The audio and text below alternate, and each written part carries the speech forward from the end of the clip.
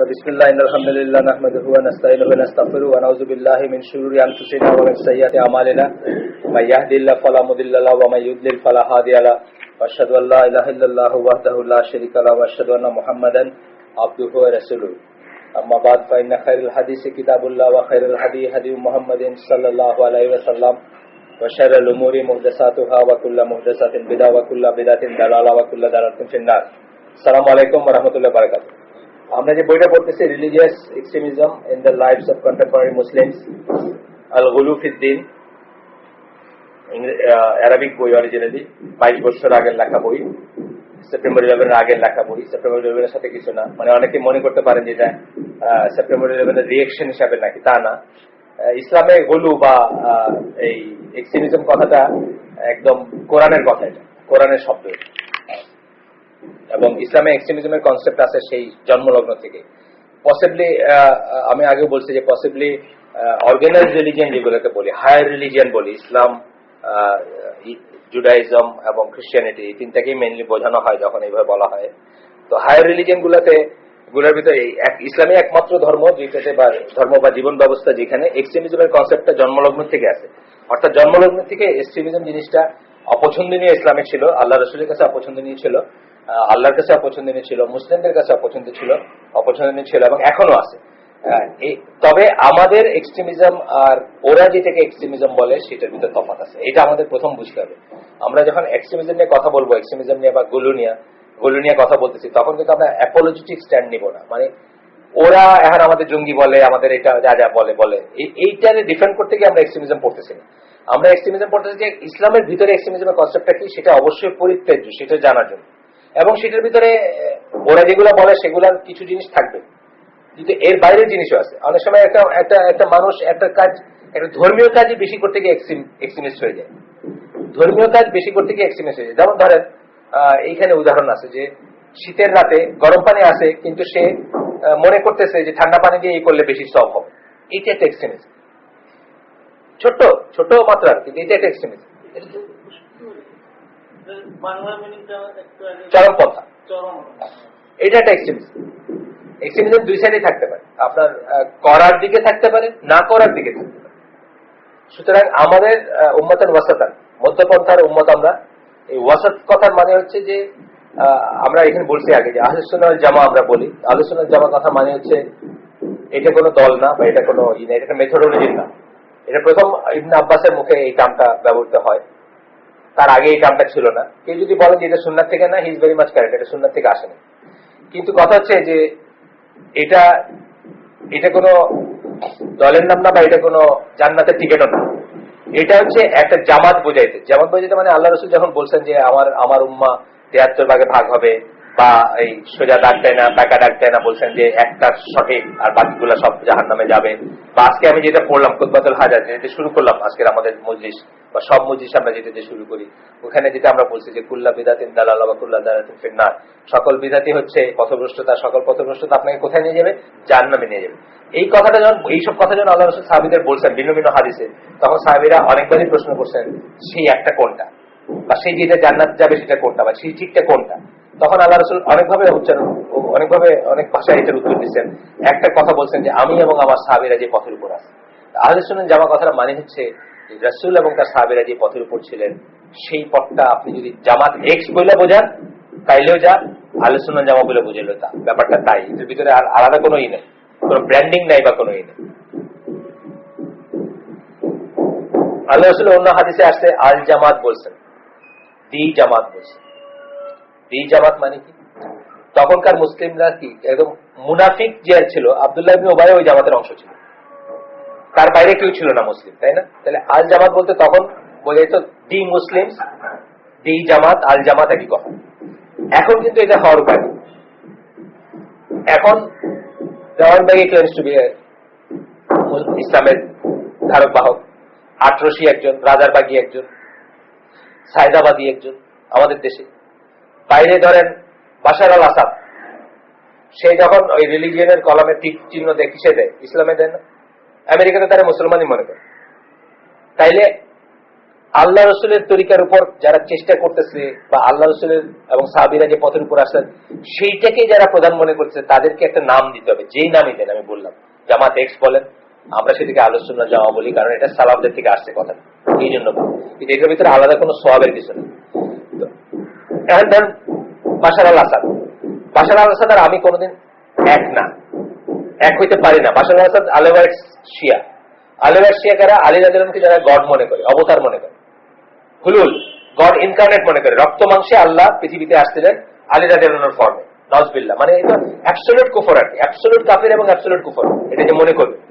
তো সেই বাশার আল আসাদ আর আমি যে আলাদা, এটা বোঝাতে হবে না? এটা বোঝানোর জন্য আমরা এই শব্দটা ব্যবহার করি, আহলুস সুন্নাহ ওয়াল জামাত।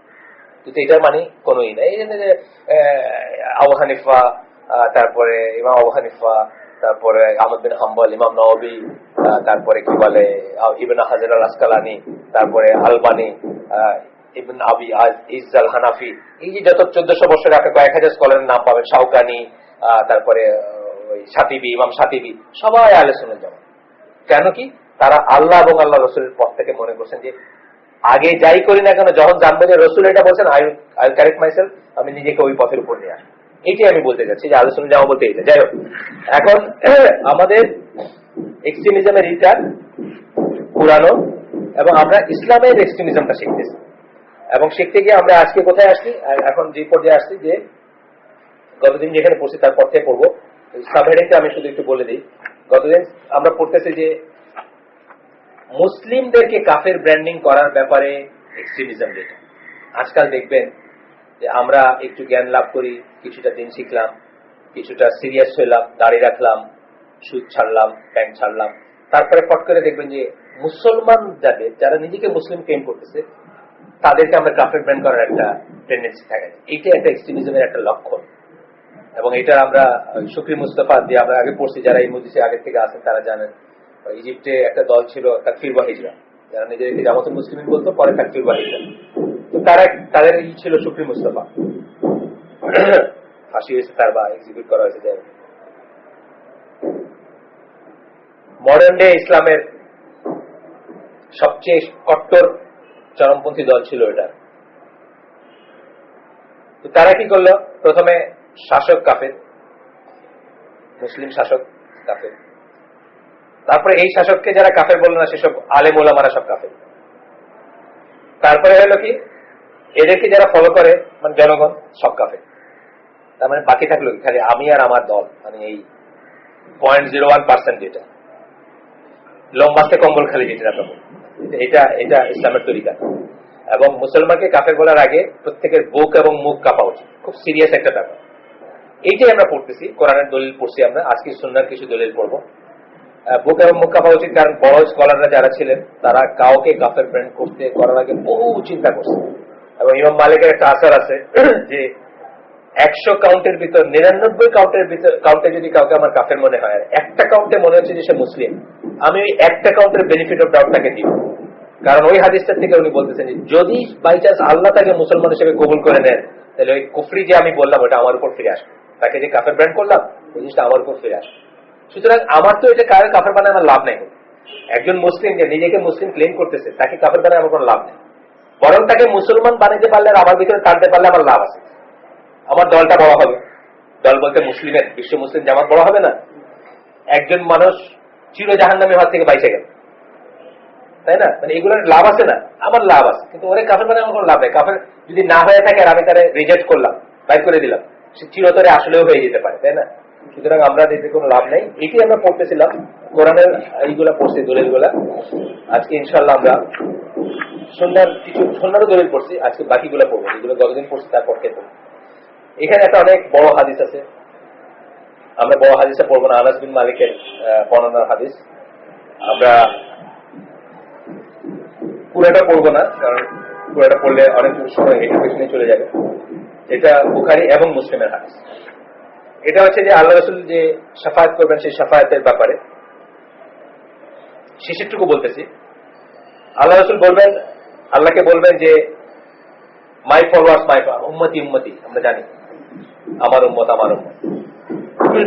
তখন তাকে বলা হবে, শেষটুকু পড়তেছি আমরা, আগে বর্ণনে গেলাম, তখন তাকে বলা হবে go and take out of hellfire all those who have faith in their breasts or in their hearts equal to the weight of a small ant or a mustard seed.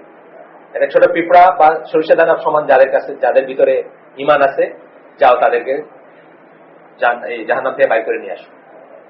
এখানে আমরা কি দলিল দিচ্ছি যে খারেজিরা এবং মুতাজিলারা বলে যে কবিরা গুনাহ যে করলো সে চিরতরে জাহান্নাম, আর একটা মুসলমানকে যখন কাফের ডিক্লেয়ার করতেছেন আপনি, তখন কিন্তু তাকে চিরতরে জাহান্নামী বলতেছেন। সুতরাং আপনার অত্যন্ত কেয়ারফুল হওয়া উচিত, কারণ আমরা দেখতেছি যে জাহান্নামী একবার হওয়ার পরেও তাকে বের করে নিয়ে আসা হবে। এটা কিন্তু আহলে সুন্নাত জামার আকীদার পয়েন্ট। এই যে বললাম বিশ্বাসের পয়েন্ট, এগুলো বিশ্বাসের পয়েন্ট। খারেজিরা মনে করে যে একবার কবিরা গুনাহ করছে, একবার ব্যভিচার করছে মানে সে চির জাহান্নামী, সে কাফের হয়ে গেছে। আমরা সেটা মনে করি, আহলে সুন্নাত জামাত সেটা মনে করে না। এইটার দলিলগুলো আমরা দেখবো, এখন দেখছি এবং দেখব। আমরা মনে করি যে কবিরা গুনাহ, চুরি হোক, হাত কাটলো, সে শেষ, এক্সপায়ার হয়ে গেল তার, সে মুসলিম, তার জানাজা হবে, সে ইনহেরিটেন্স হবে, তার সাথে মেয়ে বিয়ে দিবেন আপনি, সে মসজিদে জামাতে যাবে, কারণ তার হুদুদ কায়েম হয়ে গেছে। ইসলামিক স্টেটের কথা বলছি। আপনার ব্যভিচার করছে, পাথর বর্ষণে মৃত্যু বরণ করবে সে, তথাপি সে কিন্তু মুসলিম, সে কাফের না। কিন্তু কাফের হওয়া মানে কি, তার ওই জিনিসগুলো নাই, তার বিয়া ভেঙে যাবে, তার বাচ্চাদের কাস্টডি চলে যাবে তার কাছে, সে কিছু আর ইনহেরিট করবে না, এবং মৃত্যুর পরে তার জানাজা লাভ করবে না। কোয়াইট ডিফারেন্ট জিনিস না। একটা হলো কবিরা গুনাহ, বড় গুনাহ, সে জাহান্নামী হবে, হয়তো আল্লাহ চাইলে মাফ করে দিতে পারেন এবং তাকে একটা সময় পরে তাকে বের করে নিয়ে আসা হইতে পারে। আর একটা কাফের বলা মানে কি, সে চিরতরে জাহান্নামী। এই দুটোর ভিতরে ডিস্টিংগুইশ করতে হবে এবং খুব শক্তভাবে ডিস্টিংগুইশ করতে হবে, যাতে আমরা এই ট্র্যাপগুলোতে না পড়ি। এইটাই চরমপন্থা, যে আমরা একটা মুসলমানকে কাফের ব্র্যান্ড করে দিচ্ছি। আপনাদের এখানে বলছি আগে যে আমাকে আসিফ মাহমুদ জানে, বা সবাই জানেন, অনেকেই জানেন, নতুন ভাইরান ছাড়া। একজন টিভিতে এক জেনারেল, বাংলাদেশের এক্স জেনারেল, গত ইলেকশনের আগে উনি বলছেন আমরা আল্লাহ রান চাই না। তা আমি তখন বিএইচএস এ হালাকা করতাম। বিএইচএস হালাকার এক ভাই আমার জিজ্ঞেস করছেন, উনি কি মুসলমান আছেন, উনি কাফির হয়ে যাননি? আমি বললাম ভাই এটা আমি বলতে পারবো, কাজটা কথাটা কুফর আকবার, উনি কাফের হয়েছেন কিনা এটা বলতে পারবো না, কারণ উনি হয়তো এটা জানেনই না যে এটা বললে কাফের হয়েছে। এটা তো ওকে জানাইতে হবে আগে যে এটা এমন একটা কথা যেটা বললে আর কেউ মুসলমান থাকবে না। এটা হলো হুজ্জত কায়েম করা বলি আমরা। এটা হইলে তারপরেও যদি উনি বলেন, তখন তাকে আপনি, তাও আমাদের বলার দরকার নেই, এটা বলবেন কারা? বড় মুফতি যারা, তারা বলবেন এই লোকটা এটা হচ্ছে। সালমান রুশদির বেলায় বলছেন, তসলিমা নাসরিনের বেলায় বলছেন, আমিনা ওয়াদুদের বেলায় বলছেন, এরকম ইন্টারন্যাশনাল ফিগার আছে তাদের বেলায় বলছেন। এটা আমাদের বিজনেস না, আমরা কমন মানুষ, আমাদের নিয়ে করার দরকার। কিন্তু উনি তো উনি মসজিদে যান, উনি হজ করছেন, আসিফ মাহমুদের সাথে নাকি হজ করছেন, ওই বছর হজ করছেন, উনি মসজিদে যান, এই মসজিদে নাকি আসছেন। তার মানে কি উনি বিলিভার সামহাও, হয়তো উনি জানেনই না। আমাদের দেশে বহুত হুজুর যারা, আমি আপনাদের বলি মাঝে মাঝে, যে ওই যে গভর্নমেন্ট বা পাবলিক মসজিদ যেগুলো আছে, পাবলিক মসজিদের বহু হুজুর জানেনই না যে সুদ হারাম বা হারাম, কোন গ্রেডের হারাম এটা জানেন। এই কথার মানে হচ্ছে যে পাবলিক মসজিদ এবং ঢাকা ইউনিভার্সিটি মসজিদ, ওইটার ইমামের দেখবেন বেতন যাচ্ছে সোনালী ব্যাংকের সেভিং অ্যাকাউন্ট, সেভিং অ্যাকাউন্টে যোগ হচ্ছে না। ওনার এটা, উনি গাফেল, উনি হয়তো জানেনই না, উনি রিয়েলাইজই করেন না যে উনি, মানে আল্লাহ বলছেন যুদ্ধ ঘোষণা করছেন যে জিনিসের সাথে, যাদের সাথে, উনি তাদের একজন, উনি মসজিদের ইমাম। এইটাতে একটা অজ্ঞতার অজুহাত আছে, তাকে এই সুযোগটা দিতে হবে, বেনিফিট অফ ডাউট, যে উনি হয়তো জানেন না, হয়তো উনি শোনেন নাই, হয়তো উনি বুঝেন নাই। ওই জেনারেল মনে করছেন উনি জামাতে ইসলামের বিরোধিতা করছে, হ্যাঁ ওইভাবে বলছেন উনি, কারণ এই কথাটা ওরা ইউজ করে। উনি মনে করছেন আমি একটা কাম দিলাম, উনি যে আল্লাহর বিরোধিতা করছেন সেটা উনি বুঝেন না, বুঝলে হয়তো উনি করতেন না। এই বেনিফিট অফ ডাউটটা দিতে হবে। যাই হোক, এখান থেকে বোঝা যায় যে কিছু কিছু মানুষকে জাহান্নাম থেকে বের করে আবার জান্নাতে দেওয়া হবে, এবং এই কনসেপ্টটা কিন্তু আহলে সুন্নাত জামাত একটা কনসেপ্ট। বহু মুসলিম আছেন পৃথিবীতে যারা এটাতে বিশ্বাস করেন, তারা খারেজি এবং মুতাজিলা আকীদার। তারা বলেন যে কোরআন থেকে আমরা দলিল নিচ্ছি, আগে কোরআন দলিল শেষ হয়েছে, আজকে আমরা হাদিসের দলিল পড়ছি। ইবনে তাইমিয়ার কথা এখানে, there are many definitive hadith from the Prophet sallallahu alaihi wasallam stating that some people will be taken out of fire after they have earned it or entered it.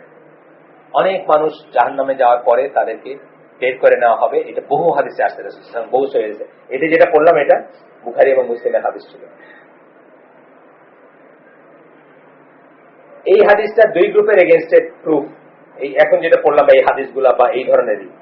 এক নম্বর হলো those who emphasize the threats and say that those who enter hellfire from the people of Tawheed shall never exit from it. এটা তাদের বিরুদ্ধে দলিল যারা বলে যে তৌহিদের লোকরা যখন একবার তৌহিদ থেকে কোনো ত্রুটির জন্য যারা একবার জাহান্নামে যাবে তারা কখনো বাইরে আসবে না, তাদের এগেইনস্টে এই দলিলটা যায়। আর তাদের এগেইনস্টে যায় তারা কারা? তারা বেসিক্যালি খারেজি আর না হলে মুরজিয়া, এই কি বলে মুতাজিলা। মুতাজিলারাও এই আকিদা পোষণ করে। আর আরেকটা গ্রুপ কারা? মুরজিয়া, যারা বলে যে তাওহীদের মানুষ যারা একবার কলেমা পড়ছে তারা কোনোদিন জাহান্নামে যাবে, এইটাও বল। এইখানে আমি বলতেছিলাম যে আহলে সুন্নাত জামা বললাম না, উম্মাতান ওয়াসাতান, মধ্যপন্থার উম্মত আমরা মুরজিয়াও হব না। অর্থাৎ মুরজিয়ারা মনে করে একবার লা ইলাহা ইল্লাল্লাহ বলছে মানে আর কোনো সমস্যাই নেই, আমার সব শেষ, মানে জিসাস লাভস। আর খারেজিও হব না আমরা, মানে পান থেকে চুন খেতে আমি কাফের হয়ে গেলাম, আমি জাহান্নামে চলে গেলাম, তাও আমরা মাঝামাঝি আমাদের বিটুইন তাকফির এন্ড তাকলিদ। অন্ধ অনুকরণও আমরা করবো না, তাকফিরও করবো না, কথায় কথায় কাফের ডাকবো না মানুষের। বিটুইন মুরজিয়া এন্ড খারেজি, মানে একেবারে নিশ্চিন্ত বসে থাকবো না যে কিছু না করলে জান্নাত আমাদের আল্লাহ দিয়ে দিচ্ছেন, আবার খারেজিও হবো না যে প্রতিনিয়ত সবাই জাহান্নামে সবাই জাহান্নামে সবাই জাহান্নামে। এরপরে একটা হাদিস আছে, আল্লাহ রাসূল যখন বায়াত নিতেন, স্পেশালি নতুন করে মুসলমান হওয়ার পর, ভিন্ন ভিন্ন ল্যাঙ্গুয়েজে নিতেন, এক একজনকে এক একটা বলছেন, অনেক ধরনের কথা বলছেন। এই ভিতরে একটা হাদিস এখানে আসছে যেখানে বলতেছেন যে আমার কাছে বায়াত নাও এবং বলো যে তুমি শিরক করবা না, চুরি করবা না, ব্যভিচার করবা না, বাচ্চাদের হত্যা করবা না, এবং স্ল্যান্ডার মানে ওই সতী নারীদেরকে এই করবা না, যেটা কোরআনে অপবাদ দেওয়া, যেটা কোরআনে পানিশেবল দি, 80 দররা, যেটা ইসলামী পানিশমেন্ট।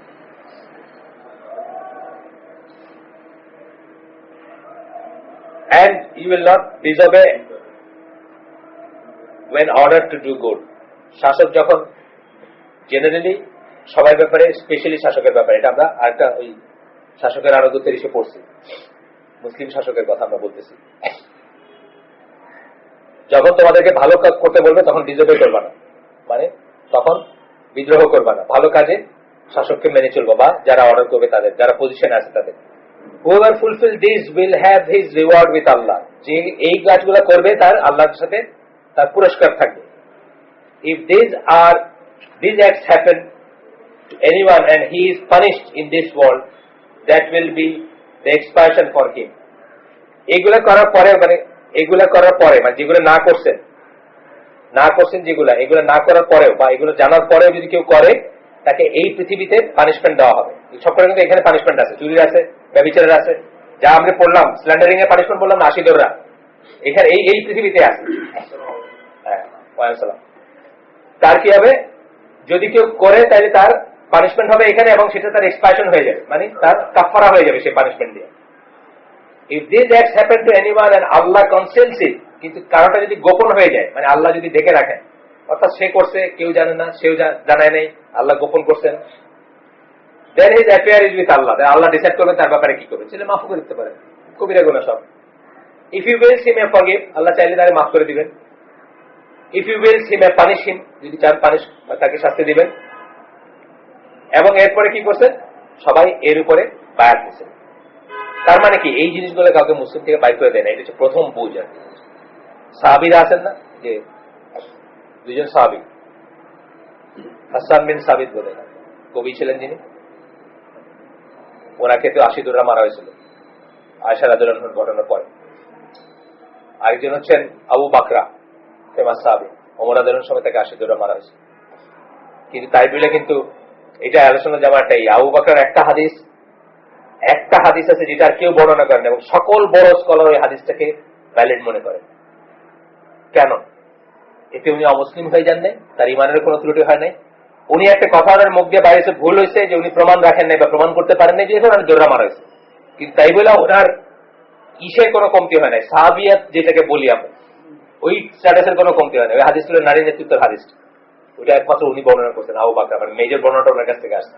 এবং এই অজুহাতে অনেকে ওনারা বলে যে আচ্ছা উনারা তো জোররা মারা হয়েছে, ওনার হাদিস ফেমিনিস্টরা বলেন, ওনার এটা ঠিক না হইতে পারে, নারী নেতৃত্বের উপর। যাই হোক, এই হাদিস থেকে ইবনে হাজার আল আসকালানী আপনারা জানেন, খুব ফেমাস বড় আলিম ছিলেন, ফাতহুল বারি যিনি করছেন, কম্পাইল করছেন, এই হাদিসটা বুখারী মুসলিমের হাদিস, আমরা যখন শেষ করলাম এখন যেটা মাত্র, উনি বলছেন, ওইটার এক্সপ্লেনেশনে বলছেন, the portion if this acts happen to anyone and Allah conceals it, মানে এটা যদি কারো ঘটে যায় এবং আল্লাহ যদি সেটা গোপন করে, অর্থাৎ কেউ চুরি করলো, কেউ ব্যভিচার করলো, আর যা কিছু, আল্লাহ এটা গোপন করে ফেলছে, then his affair is with Allah. If he wills, he may forgive him, and if he wills, he may punish him. এইটি হচ্ছে দলিল বা refutation, is a refutation of the Khawarij who declare sinners to be disbelievers. এটা খারিজিদের ব্যাপারে একটা রিফিউটেশন, বা তাদেরকে refute করা যারা কবিরা গুনাহকারীকে অবিশ্বাসী বলে ডিক্লেয়ার করে। এইটাই একটা রিফিউটেশন। কারণ বলতেছেন কি আল্লাহ এটা জায়গা দিতে পারেন, আল্লাহ তাকে মাফও করে দিতে পারেন। কাফেরুলকে মাফ করার ব্যাপার আছে না, কাফের তো মাফ করার ব্যাপার আল্লাহ গোপন করে মাফ করে দিতে পারেন, আবার পানিশমেন্টও দিতে পারেন। এইটাই একটা দলের খাওয়ারিজদের এগেইনস্ট। আরেকটা হাদিস পড়বো মুআয বিন জাবালের। এর আগেরটা ছিল উবাদা ইবন আল সামিত তার বর্ণিত, এখন মুআয বিন জাবালের বর্ণিত হাদিস। এটা পুরোটা পড়বো না। রাসূল সাল্লাল্লাহু আলাইহি ওয়াসাল্লামের সাথে উনি ট্রাভেল করতেছিলেন, পিছনে বসেছিলেন বাহনে, খুব সম্ভবত গাদার সাথে ওনার বসার আরো আছে, এখানে জন্তুটার নাম বলা হয়নি। যাই হোক, কথার এক পর্যায়ে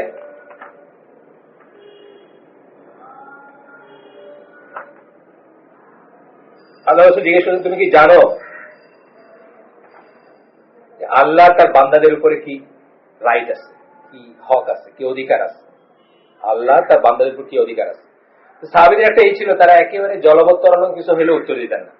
তারা বলতেন যে আল্লাহ তার রাসূল সবচেয়ে ভালো জানেন। এটা খুব কমন ছিল, একেবারে খুব, যেটা আমাদের কাছে খুব সিলি মনে হবে, যেটা কথা হলো না, মানে জিজ্ঞেস করতেছেন, ও তাও বলতেন যে আল্লাহ রাসূল। বাই চান্স যদি হয়ে যায়, বাই চান্স আল্লাহ রাসূলের মুখের উপর একটা কথা হয়ে গেল, বা বাইরে গিয়ে আগে হুজুরাতে যেটা বলছে, নিজের ভয়েস রেজ করে না, আল্লাহ রাসূলের সামনে আগে বেড়ে কথা বলে না, বুঝছেন না? মানে এক্সট্রা কথা বলার যে টেন্ডেন্সি থাকে আমাদের, তো মুখটা নিষ্পিস করে। আমি কিছু একটা জানি, কোথাও গেছি, আরেকজন বলতেছে কি জানে, মানে আমার মুখটা নিষ্পিস করে কত তাড়াতাড়ি বলবো, কিন্তু তাদের এটা ছিল না, জেনারেলি ছিল না। আল্লাহ রাসূলের ব্যাপারে তো প্রশ্নই ওঠে না, সেটা অন্য ব্যাপার। জেনারেলি ছিল না বলতে, আমি এখানে একটা দলিল পড়ছিলাম, মজলিসের আদব একদিন পড়ছিলাম, আপনাদের মনে আছে কিনা, স্কলারদের থেকেই করা। তো এখানে বলতেছেন যে এই ছেলে বালেগ হওয়ার আগে আমি যে কথা শুনছি, একজন স্কলার বলতেছেন আর কি, সেই কথাও যখন সে বলে, তখন আমি তার মুখের দিকে এমন কায়ে মনে তাকায় থাকি যে আমি জীবনে কথাটা প্রথমবারের মতো শুনলাম। এটা হলো মজলিসের আদব। কিছুতে এটা না দেখানো যে আমি সবকিছু জানি, বা আমি তোমার চেয়ে বেশি জানি না। আমাদের এখানে দেখেন, আমাদের নর্মাল গ্যাদারিং এ কি হয়, বা এই যে কি কনভেনশন টনভেনশন হয় না, এই যে পলিটিক্যাল পার্টি যে মাঝখান দিয়ে উঠে একজন কথা বললো, বাস সবাই ওইদিকে তাকে দিচ্ছে, সবাই পণ্ড হয়ে যায়। এটা ইসলামের তরিকা। আর আমরা সালাম, আপনি আসলেন, আপনার একটা বইতে চলে গেছে, একটা পাবেন, আপনি আসেন, দেরি হয়েছে কেন? এটা মজলিসের আদব। এবং মজলিসে আমরা শুধুমাত্র কথা শুনতেই যে আসি তা না। আমি অনেক সময় বলি যে অনেকের কাছে মনে হয় দূর উনি যা বলবে এটা আমি গতবারই শুনছি, আগে শুনে গেছি, একই কথা বলবে, বা সেটার জন্য আসি না। আমরা মেনলি আসি কেন? যতক্ষণ একটা শুদ্ধ ধারার দিনের মজলিস চলে, ফেরেশতারা আসমান জমিন এই মজলিসটাকে ঢেকে রাখেন ডানা দিয়ে, এবং দোয়া করতে থাকেন তাদের জন্য। এই জিনিসটা এলসওয়্যার হয় না। রাস্তায় যদি আপনি একলা একলা হাঁটেন হয় না, এখানে যেটা হয় এটা রাস্তায় সম্ভব। এই জন্য আমরা আসি। সবসময় যে আমরা যে বক্তা সে একদম আমার সাথে অনেক ভালো কিছু জানে তা না, অনেক সময় তো জানেও না, তবুও আমরা বসি সেটা। যাই হোক, এইটা এরপরে হাদিসে মুআয বিন জাবালের, তখন আল্লাহ রাসূল বলতেছেন আল্লাহ রাইট হচ্ছে কি, আপনি কোন শিরক ছাড়া, কোনো কিছুকে শরীক করা ছাড়া আল্লাহর ইবাদত করবেন। এটা হলো আল্লাহর আপনার উপর রাইট। তারপরে জিজ্ঞেস করছেন আল্লাহ রাসূল তাকে, তুমি কি জানো যে বান্দাদের আল্লাহর উপর কি রাইট আছে? একটা কথা এখানে বলা উচিত যে আল্লাহর উপর অটোমেটিক্যালি কার কোনো রাইট নেই, এটা কিন্তু আমাদের বুঝতে হবে। অনেক সময় আমরা আল্লাহকে এমনভাবে ট্রিট করি যে আল্লাহ আমার এটা কি করবে। আমি সারা বছর পড়লাম আর ইসুলটা সিনেমা দেখলো, সে ফার্স্ট হইল আর আমি থার্ড হইলাম, আমার কিন্তু অটোমেটিক কোনো রাইট নেই। এটা আমরা অনেকে আল্লাহকে জিম্মি করে ফেলি, বা আল্লাহকে একটা আসামির কাঠ করে রাখেন। আল্লাহর উপর কারো কোনো রাইট নাই এক্সেপ্ট যে আল্লাহ নিজে ডিক্লেয়ার করছেন। আল্লাহ এখানে বলছেন যে আমি জুলুম আমার জন্য হারাম করে দিচ্ছি, মানে আমি কোনদিন জুলুম করব না, অবিচার করব, এটা আল্লাহ বলছেন। এটা কেন? আল্লাহ নিজের উপরই করলে কি আমরা কিছু করতে পারতাম? আমাদের কিছু করার, আল্লাহ আমার মুখাপেক্ষি না, আমার কাছে জব দিই নাই আল্লাহ। কিন্তু আল্লাহ নিজে নিজের উপর কতগুলো জিনিসকে এই করছে, মার্সি একটা, জুলুম করবেন না এটা একটা, এইগুলোর জন্য দিচ্ছেন বলে আমরা রাইটটা ক্লেম করি। এটা আমাদের মনে রাখতে হবে। রাসূল বলতেছেন যে আল্লাহর উপর বান্দার রাইট কি।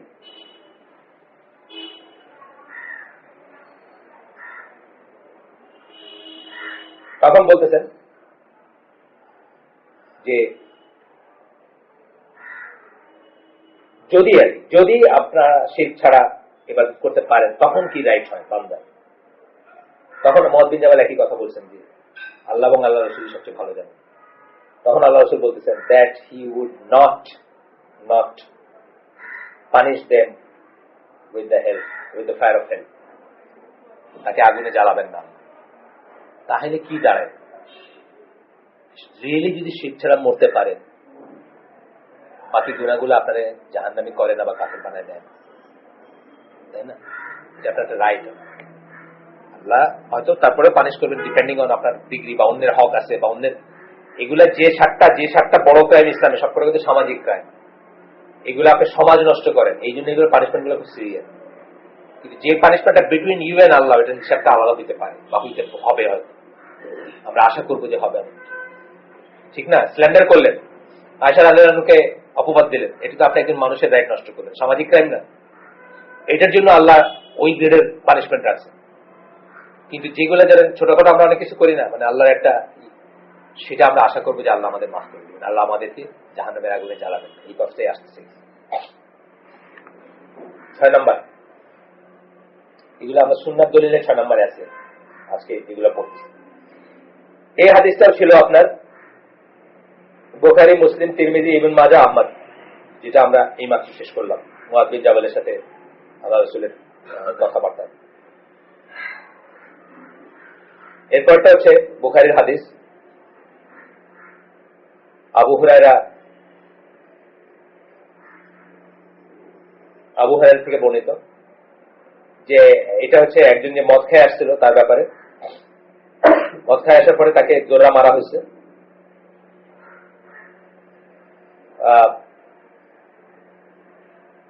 জোরা মারার পরে যখন চলে যাচ্ছেন যিনি মদ খেয়ে আসছিলেন, একজন বলছেন যে মে আল্লাহ দিস বেসি,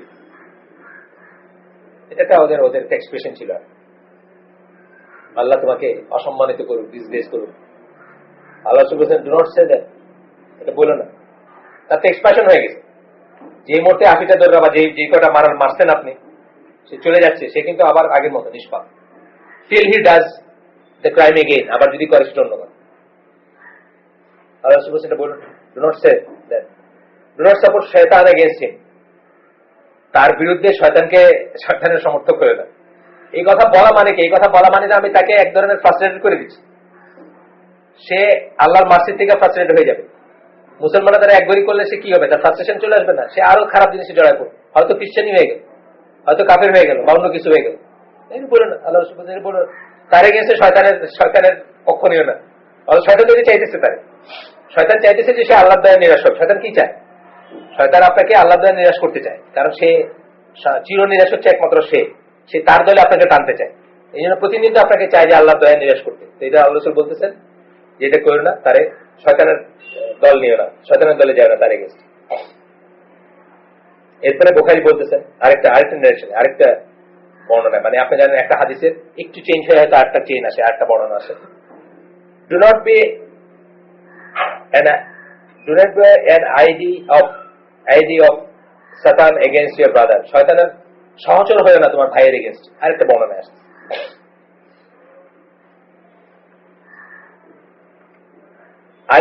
আসতেছে in other narrations of the incident, instead you should say, oh Allah forgive him, oh Allah show him mercy, তার পরিবর্তে তোমাদের বলা উচিত ও আল্লাহ তাকে মাফ করে দাও, ও আল্লাহ তাকে দয়া করো। মানে দোয়া করতে বলছে। যে লোকটা মদ খেয়ে এসে মাত্র মাইর খেয়ে ফিরে যেতেছে, তার জন্য আল্লাহ রাসূল আপনাকে দোয়া করতে বলতেছেন, কার্স করতে বলতেছেন, তাকে ছেঁচে করতে বলতেছেন, তাকে দূরে সরাইতে বলতেছেন।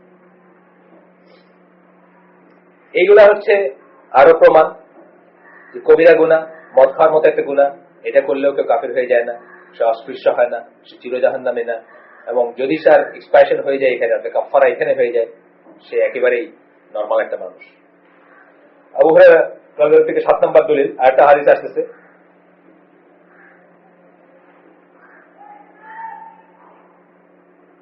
যে যদি কেউ যদি কারো রেপুটেশন নষ্ট করে, আপনাকে আমি স্ল্যান্ডার করলাম, আপনি খুব জ্ঞানী মানুষ, দামি মানুষ, গুণী মানুষ, আল্লাহওয়ালা মানুষ, আপনার গীবত করলাম আমি, আপনার সম্মান নষ্ট করলাম, আপনাকে অসম্মানিত করলাম, মানুষ আপনাকে ই করলো, তখন বলতেছেন যে কিয়ামতের মাঠে যাওয়ার আগেই তার কাছে মাফ চেয়ে নেওয়া উচিত। কারণ ওই দিনে কোনো পয়সা থাকবে না যা দিয়া কম্পেনসেট করা যাক, মাফ চাওয়া যাক, এখনো চাওয়ার সুযোগ আছে। এই যে আমাদের দেশে মরলে যে একটা ট্র্যাডিশন আছে না, যে ছেলে দাঁড়ায় বলে কারো কিছু পাওনা আছে নাকি, আরেকটা বলে কি যে কেউ কারো মনে কষ্ট দিয়ে থাকলে, খুব ইম্পর্টেন্ট জিনিস এবং এটা সিরিয়াসলি চাওয়ার জিনিস, এটা কথার কথা না। কারণ মানে এক্সেপ্টেড শহীদের শহীদত্ব আটকে যাবে যদি 5 পয়সা কেউ পায় আপনার কাছে। এক্সেপ্টেড শহীদ, সব শহীদ তো এক্সেপ্টেড না। কোথায় কামড় দিলে মরলে বাংলাদেশে শহীদ হয়ে যায়, এই শহীদের কথা বলতেছে, মানে রিয়েল শহীদ যেটা, এক্সেপ্টেড শহীদ যেটা, মানে যেটা আল্লাহ কবুল করছে, সেই শহীদের শহীদত্ব নষ্ট হয়ে যায় যদি 5 পয়সা আপনার কাছে কেউ পায়। খুব সিরিয়াস ব্যাপার। এইখানে থাকতে এটা মিটাই যেতে বলতেছেন আল্লাহ, before going to the day of resurrection. কিয়ামতের মাঠে যাওয়ার আগে আমরা যেটা শেষ করে দেব, না হলে কি হবে যে আপনার ভালো কাজ, সওয়াব বলেন, আজের বলেন, ভালো কাজের যে ফল যেটা, সেটা থেকে তাকে দেওয়া হবে। আর খারাপ কাজ যদি না থাকে, আপনার ভালো কাজ যদি আপনার না থাকে, ওই লোকের খারাপ কাজের বোঝাটা আপনার উপর চাপায় দেওয়া হবে। তাহলে কি একজন মানুষ কিয়ামতের মাঠে খারাপ কাজ নিয়ে উত্থিত হইলেও তার খারাপ কাজগুলো ক্যান্সেল হয়ে যেতে পারে, আমরা দেখতেছি, বুঝছেন না? হয়তো জাহান্নামে যাওয়ার মতো কাজ নিয়ে এসে উত্থিত হয়েছে, কিন্তু সেগুলো ক্যান্সেল হয়ে যেতে পারে। এইটা আকিদা তাহাবির ইসে ইবন আবি ইসরাল হানাফি বলতেছেন, this confirm that the wrongdoer has some good deeds by which the wrong will seek his rights fulfil. Wrongdoer মানে প্রথমে যে খারাপ কাজটা করছে, কারণ আমি একজনের জীবত করছি, আমি তো খারাপ মানুষ, কিন্তু আমারও কোনো ভালোই আছে যেটা ওরে দেওয়া হবে, নিশ্চয়ই কিছু ভালো ছিল, যে বলতেছেন প্রথমে দেওয়া হবে, ওটা শেষ হয়ে গেলে তারপর তার খারাপটা আমার উপর চাপায় দেওয়া হবে। তাইলে কি প্রত্যেক মানুষের ভিতরে রং ডুয়ার যে জালিম, যে আনটিল আনলেস ইজ টোটালি মুশরিক অর টোটালি কাফের, যে জালিম, যে কবিরা গুনাহ করে, তারও কিছু ভালো জিনিস দেওয়ার থাকবে বা থাকতে পারে। সুতরাং আমরা তাকে চিরজাহান্নামী মনেও করবো না, তাকে ডিক্লেয়ারও করবো না, তাকে কাফেরও বলবো না। সুন্নাত থেকে গেল, এখন সাহাবীদের থেকে আমরা একটা দলিল পড়বো। আজকে কার খুব এখানে জানেন নাকি এই মসজিদে আজকে কি কয় নম্বর? মুজাফফর বিন মোহসিন আজকে প্রথম খুতবা না? মুজাফফর বিন মোহসিন মদিনায় ওনারা পড়াশোনা, রাজশাহীতে একটা মাদ্রাসার টিচার। আপনার নামাজ পড়েছেন এখানে আজকে? দেখেন একটা নতুন মসজিদ পড়ছেন নাকি কখনো? আমি তো শিয়া মসজিদ মনে করতাম এটাকে, আমি এটা শিয়া মসজিদ মনে করতাম। 2005-এ একদিনের রাস্তা দিয়ে হাঁটতেছি, আসরের আজান শুনতেছি, কিন্তু মসজিদ দেখে এই কোথাও ওইদিকে আসতে চিন্তাম না তখন, এই জোনটা একদমই চিন্তাম। তা আমি জিজ্ঞেস ভাই এখানে মসজিদ কোথায় আছে? আসরের আজান তো 15 মিনিট, মসজিদে কেমনি এখানে আসে? এখানে এসে দেখি অন্ধকার। আসর মানে আমাদের আসর, আর বাংলাদেশি আসর তো একদম মাত্র ওয়াক্তে হয়, আমাদের আসলে আসতে সব অন্ধকার। আমি বলি ভাই এটা তো বললো মসজিদ, গম্বুজ আছে বা যাই হোক, মানে মনে হচ্ছে মসজিদ, কিন্তু বন্ধ। হ্যাঁ এই যে শিয়াদের মসজিদ, এরা নামাজ পড়ে চলে গেছে, নামাজ পড়ে বন্ধ করে চলে গেছে। আমি তো ভীষণ ভয় পাইছি। তারপরে আপনার বছর খানেক পরে বোধহয় প্রথম আমি এখানে নামাজ পড়লাম। ইয়াসিন ভাই বলে একজন আমেরিকান কনভার্ট মদিনায় পড়াশোনা করছেন, উনি আসছিলেন, ওই সময় আমি এখানে নামাজ পড়লাম। তখন বুঝলাম যে ও আচ্ছা, মাইন্ডসেট শিয়া মনে করে, শিয়া মসজিদ না। শিয়াদের এগেনস্টে এদের চেয়ে শক্ত আর কেউ নাই, কিন্তু এটাকে বোঝে না দেখে মনে করি যে নামাজটা আগে হয়, আসরের নামাজটা আগে হয়। আসরের নামাজ আমরা ওইখানে, আপনি একদিন জিজ্ঞেস করলেন না আসরের নামাজ 3:15 হয়ে যাবে নাকি, কে জানি জিজ্ঞেস করলো, 3:15 নামাজ হয়, এই যে নামাজটা আগে হয়, এই জন্য মনে করি যে শিয়া। এটা কোন তরিকা?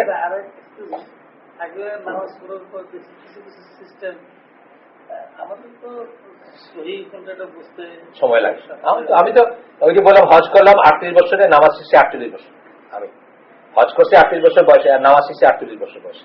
এখনো মাঝে মাঝে টুকটাক দেখি যে জানার বাকি আছে। ইনশাআল্লাহ মানে ওপেন সোল যেটা ওটা পথ পাবে, আর ক্লোজ সোল যেটা সূরা, আমি খুব ভয় পাই যেটা আর কি, সূরা নিসার 115 নম্বর আয়াতে বলছেন যাদের কাছে স্পষ্ট মেসেজ আসার পরেও যারা পেঁচায় জিনিসকে, আল্লাহ তাদেরকে ওই পথেই ঘোরান, ওই প্যাচের ভিতরে রাখেন, till they end up in জাহান্নাম। স্পষ্ট মেসেজের জন্য মনটাকে খোলা রাখতে হবে, স্পষ্ট মেসেজের জন্য জানতে হবে যে আল্লাহ রাসূল কি বলছেন, এটা বলছেন আমি মানলাম, সামিনা আতান। ওয়ালাইকুম সালাম। ওইটা হইতে হবে আমার, জি আইপিএস এর লোক আসিফ আসতে, ওইটা হবে আমাদেরই, আল্লাহ রাসূল কি বলছে বাস সামিনা আতান। আর মুরব্বী কি বলছে, আমার আমির কি বলছেন, এটা কোনো দলিল না। ওইটা চেষ্টা করতে পারেন, ওই চেষ্টাই করতে গিয়ে যে ভুলটাও জানেন ইখলাস সহকারে আল্লাহর কাছে মাফ চেতে পারবেন যে আল্লাহ আমি জানতাম তোমার রাসূল এটা করছেন, এই জন্য আমি করছি, তুমি তো আমার ভিতরে খবর জানো। আপনি স্কলাররা বলেন যে আপনি পাল্টাই দিতে পারেন, কিন্তু ওই চেষ্টাই করলেন না কোনোদিন। মুরব্বী আপনারা বলছেন যে আল্লাহ রাস্তায় বাইরে 1 টাকা দিলে 49 কোটি টাকার সওয়াব, তাহলে আপনার তার কোনো দাম দক্ষিণা করার দরকার নেই, একদিন যাইবেন চিল্লায় 1 টাকা দিয়ে দিবেন 49 কোটি টাকার সওয়াব, এটা কোনো দলিল নেই, বুঝছেন না? দলিল আসতে হবে ওইখান থেকে আসতে। আল্লাহ রাসূল বলছেন নাকি দিনের যে কোনো ব্যাপারে কমন ফর্মুলা, আমরা এটা বারবার বলি কিন্তু বারবার ভুলে যাই, খুব কমন ফর্মুলা, ইবাদত মনে করে এমন কিছু করা যাবে না, কোনো কিছু করা যাবে না যেটা আল্লাহ করতে বলেন নাই, আল্লাহ রাসূল করতে বলেন নাই, আল্লাহ রাসূল নিজে করেন নাই, নীরবে অনুমোদন দেন নাই, বা সাহাবীরা ইজমার ভিত্তিতে করেন নাই। এই 5টা ক্যাটাগরির বাইরে কিচ্ছু করা যাবে না। সো নো মিলাদ, নো চল্লিশা, নো 4 দিন, and no so on, no শবে বরাত, and no জশ্নে জুলুসে, আর কিছু করা যাবে না। দলিল আনতে বই কেন আল্লাহ রাসূল বলেছেন অফকোর্স শেষ, আর কোনো কথা না। আল্লাহ রাসূল বলেছেন দাড়ি ছেড়ে দাও, আব্দুল্লাহ ইবনে ওমর বলেছেন 1 মুঠ রাখো, 1 মুঠ রাখো না মানে রাখতে রাখতে যাই, ওনাকে দেখা গেছে আলবানের যে হাদিসটা আছে কি, উনি হজে যাচ্ছিলেন, উনি ফর্সা ছিলেন, ওনার এই জায়গায় সাদা দেখা যাচ্ছে, মানে মোচ এমন ভাবে ই করছেন যে অলমোস্ট নাই, আর 1 মুঠে দাড়ি রেখে বাকিটা ছেড়ে ফেলেছে। সাহাবী, বড় সাহাবী, খুব বড় সাহাবী, সব ঠিক আছে, কিন্তু আমরা জানলাম কি আল্লাহ রাসূল বলেছেন দাড়ি ছেড়ে দাও। সকল বড় স্কলাররা বুঝছেন যে লিভ ইট আনটাচড, সুতরাং ওইটাই আমি ফলো করি। আব্দুল্লাহ ইবনে ওমর কেউ না, রাসূল যখন বলছেন তার আব্দুল্লাহ ইবনে ওমর কেউ না। এই মেথডোলজি খুব ইজি, কেন আমরা কষ্ট লাগে কেন, মানে আমাদের খুব কষ্ট হয় আসলে, মানে ওই সংস্কারের জন্য কষ্ট হয়, খুব ইজি মেথডোলজি। কারণ ইবনে আব্বাসের আসার আছে যে ওই হজ নিয়ে কোনো একটা কথা বলতেছিলেন বলে, যখন ওই সাহাবীদের ভিতর বা তাবেঈদের ভিতর তারা ওইটা বলছেন যে কিন্তু ওমর যে এরকম বললেন, ইবনে আব্বাস বলতেছেন আমি আশঙ্কা করতেছি আকাশ থেকে তোমাদের উপর পাথর বর্ষিত হবে। আমি বলতেছি আল্লাহ রাসূল বলছেন, আর তোমরা বলতেছো আবু বকর বলছে আর ওমর বলছে। আবু বকর ওমর কে? when it comes to আল্লাহ রাসূল, আবু বকর ওমর কে? সুতরাং আমরা ওই রুটে পৌঁছানোর চেষ্টা করবো অলওয়েজ, এবং ওই রুটে যদি আমরা জেনে যাই যে আছে, আর আমাদের কিছু ম্যাটার করে না কে কি বলছে।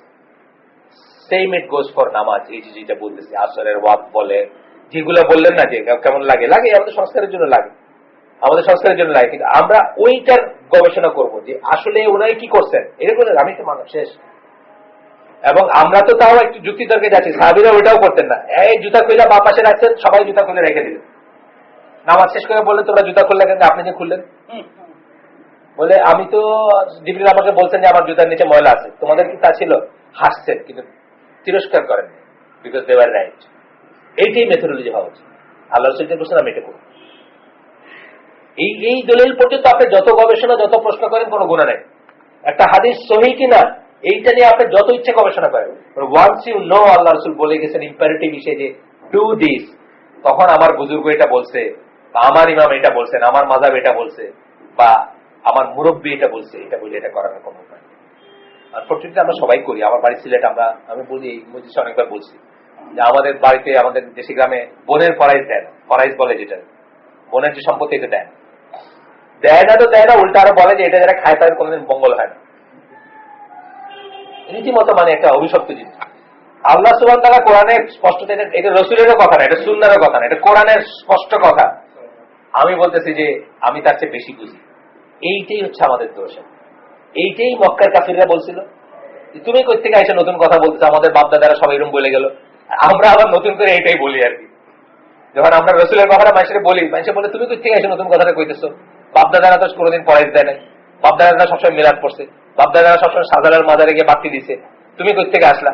এই কথাই রাসূলকে বলছেন, এই কথা আপনারা বলতেছে। আমরা এইখান থেকে আমরা ইনশাআল্লাহ বেঁচে থাকার চেষ্টা করব। আমি এটা শেষ করে দিই এইটা evidence from the statements of companion, সাহাবীদের থেকে একটা এভিডেন্স দিব আমরা। জাবির বিন আব্দুল্লাহ কে জিজ্ঞেস করা হয়েছিল রাদিয়াল্লাহু আনহু, Did you used to consider sins as a type of shirk? কবিরা গুনাহকে কি তোমরা আপনারা শিরকের একটা ফর্ম মনে করতেন? উনি উত্তর দিলেন, may Allah forbid that we did not. আল্লাহ আমাদেরকে রক্ষা করুন, আমরা এটা ভুলনি কখন। অর্থাৎ তারা এটা মনে করতেন, কবিরা গুনাহকারীকে তারা মনে করতেন। বহু হাদিস আছে, ওই যে আপনার ওই যে মহিলা যিনি আয়সা বেবিচারের পরে আয়সা নিজের এই করলেন, ওই হাদিস তো স্পষ্ট, কারো গায়ে রক্তের ছিটা পড়ছে, উনি ছেঁচে করছেন। আল্লাহ রাসূল বলেন don't do that like that, say already on her way to জান্নাত। চেয়ে নিছে সে, তিনবার আসছে, তিনবার এসে চেয়ে তার উপরে হুদুদ চেয়ে নিছে সে। এইখানে সে শেষ করে যেতে চেয়েছে যে আল্লাহর সামনে সে শর্মিন্দা হবে না, আল্লাহর সামনে সে লজ্জিত হয়ে দাঁড়াবে না, পাপ নিয়ে দাঁড়াবে না। যে পাপ এইখানে এই জীবন দিয়ে যে পাপের এক্সপ্রেশন করা যায় সেটা সেইখানে করে যাবে, আল্লাহর সামনে সে নিষ্পাপ হিসেবে দাঁড়াতে চায়। আল্লাহ রাসূল বলছেন তাকে যে ডোন্ট ডু দ্যাট, মানে সাহাবীরা ঘৃণা করছেন আর কি, ব্যভিচারীর রক্ত গায়ে পড়ছে না। এটা এরকম বহু হাদিস আছে যেটা প্রমাণ করবে যে কবিরা গুনাহকারী ইসে যায় না। Declaring sinners to be disbelievers was one of the most prominent opinion beliefs of the Khawarij. খারেজি যাদেরকে আল্লাহ রাসূল বলছেন যেখানে পারবে হত্যা করবো, হত্যা করলে সব আছে, আমরা সেটা করবো না, বিকজ আমরা ইসলামিক স্টেট না, বা আমাদের বলেন নেই। আমাদের বলেন নেই মানে ইসলামী সমাজ ব্যবস্থাকে বলছেন, আমাদের ইসলামী সমাজ ব্যবস্থা না। আমাদের সমাজে হুদুদ নাই, আমরা একলা গিয়ে কিছু করতে পারি না, করা উচিত না। সব বড় আলেমরা বলেন যে আমরা ব্যক্তিগত পর্যায়ে কোনো হুদুদ নাই, ইসলামিক স্টেটে শুধু হুদুদ, সৌদি আরব করতে পারে। যাই হোক, যেটা বলে গেছেন সেই ভিন্ন খাওয়ারেজ যাদেরকে বলে গেছেন তাদের আকীদা হচ্ছে এটা যে কবিরা গুনাহকারী কাফের হয়ে যায় বা চির জাহান্নামী হয়ে যায়। আমরা ইনশাআল্লাহ যেখানে শেষ করলাম এখান থেকে বাকিটুকু করব। সুবহানাকা আল্লাহুম্মা ওয়া বিহামদিকা আশহাদু আল্লা ইলাহা ইল্লা আনতা আস্তাগফিরুকা ওয়া আতুবু ইলাইক।